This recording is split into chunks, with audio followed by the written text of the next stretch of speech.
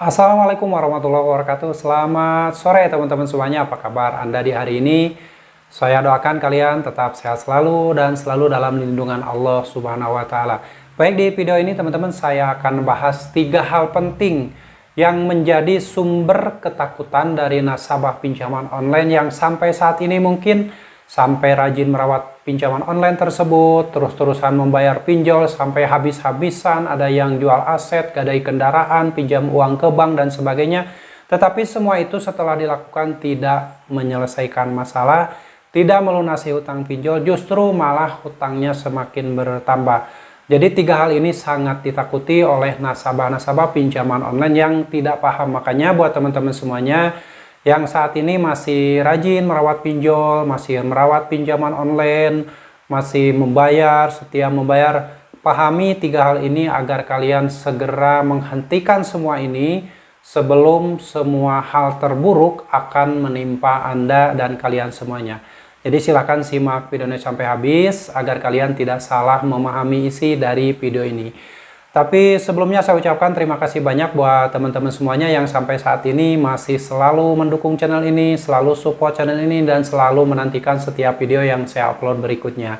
Saya doakan kalian tetap sehat selalu dan selalu dalam lindungan Allah Subhanahu wa taala.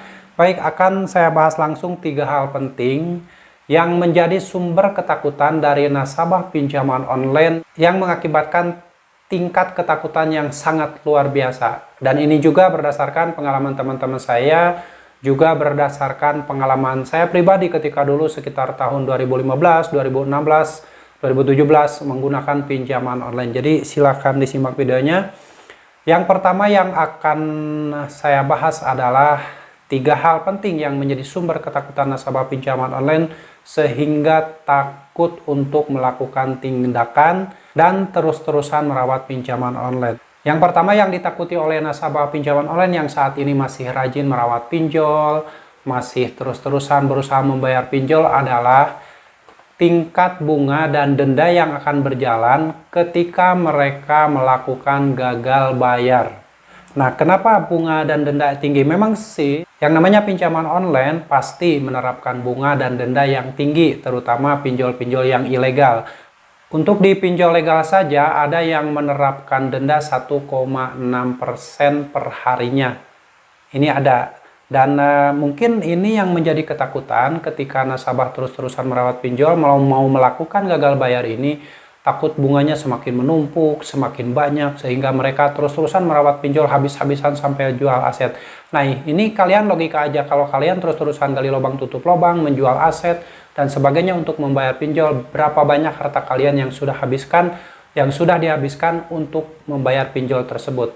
Lalu jika kalian memutuskan gagal bayar, perhitungan bunga dan denda apakah akan sebanding atau lebih besar dari harta kalian yang sudah habis ketika kalian terus-terusan merawat pinjol.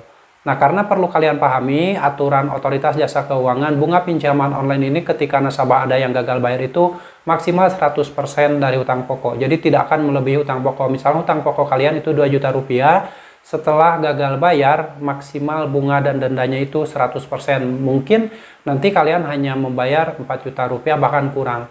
Dibandingkan dengan kalian terus-terusan merawat pinjol, membayar, gali lubang, tutup lubang, jual aset, itu harta kalian perlahan-lahan akan habis. Sebanyak apapun harta kalian, semuanya akan tergerus karena terus-terusan dipakai untuk membayar pinjaman online. Dan yang kedua adalah takut data-datanya masuk slik OJK atau skor kredit bermasalah. Nah, ini berdasarkan pengalaman saya dulu teman-teman. Ketika saya memutuskan untuk terus merawat pinjol karena saya berpikir takut skor kredit data-data saya bermasalah, takut masuk slik OJK, sehingga saya terus-terusan berusaha merawat pinjol, membayar pinjol. Padahal saat itu ada yang sampai menawari bayar perpanjangan, tapi saya terus bayar aja. Lalu ada yang menawarkan untuk meminjam lagi, saya ambil lagi. Pokoknya saat itu karena mindset saya ingin menjaga skor kredit dan menjaga agar nama saya tidak masuk slik OJK. Tapi ujung-ujungnya apa? Celaka. Karena apa? Karena kalau terus-terusan kita gali lubang, terus-terusan merawat pinjol, maka kehancuran hidup Anda di depan mata. Jadi logikanya kalau kalian terus merawat pinjol, maka akan hancur hidup selamanya. Lebih baik data-data kita masuk slik OJK dan skor kredit bermasalah. Nah, kalian akan stop di situ, tidak akan terus-terusan Istilahnya perhitungan bunganya akan semakin tinggi, tidak, karena ada aturan maksimal 100% perhitungan denda yang diberlakukan oleh otoritas jasa keuangan apabila ada nasabah pinjaman online yang telat bayar atau gagal bayar. Nah, dibandingkan ketika terus merawat pinjol sampai habis-habisan, itu akan lebih menyengsarakan kalian di kemudian hari. Nah, itu yang kedua, jadi takut datanya masuk SIK OJK dan skor kredit bermasalah. Nah, yang ketiga adalah takut dengan cara-cara penagihan yang dilakukan oleh DC pinjaman online.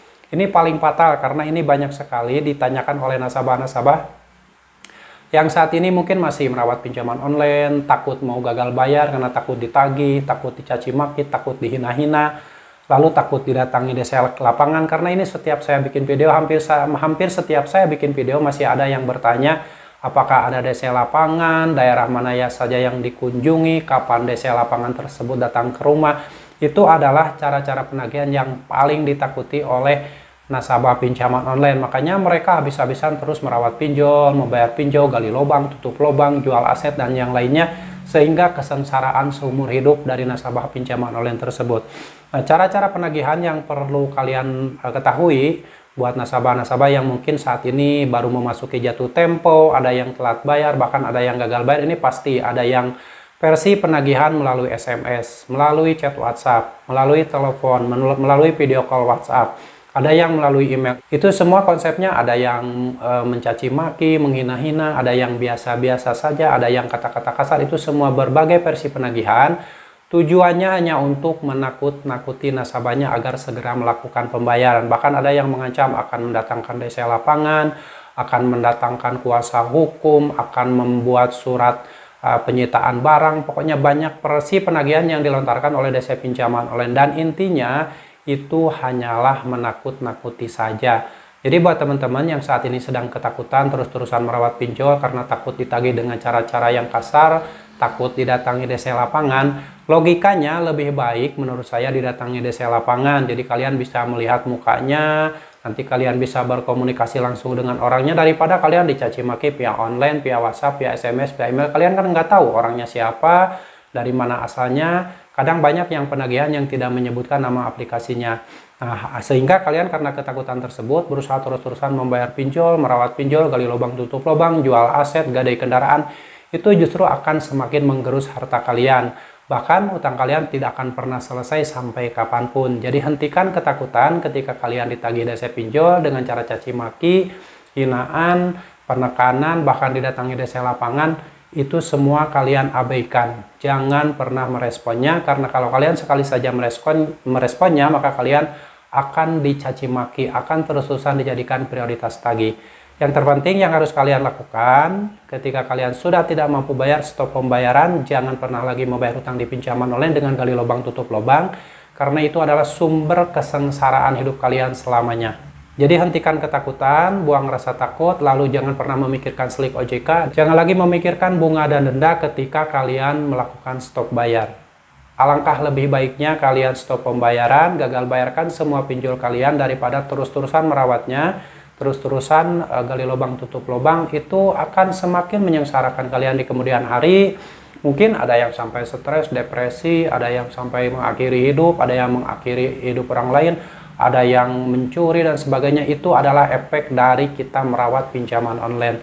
Jadi hentikan merawat pinjaman online, stop pinjaman online, lupakan semuanya, dan kita kembalikan ke masa dulu ketika kita belum pernah mengenal pinjaman online. Kita fokus dengan aktivitas kita tanpa pinjaman online. Oke, semoga sharing ini bermanfaat, dan ingat tiga hal tadi.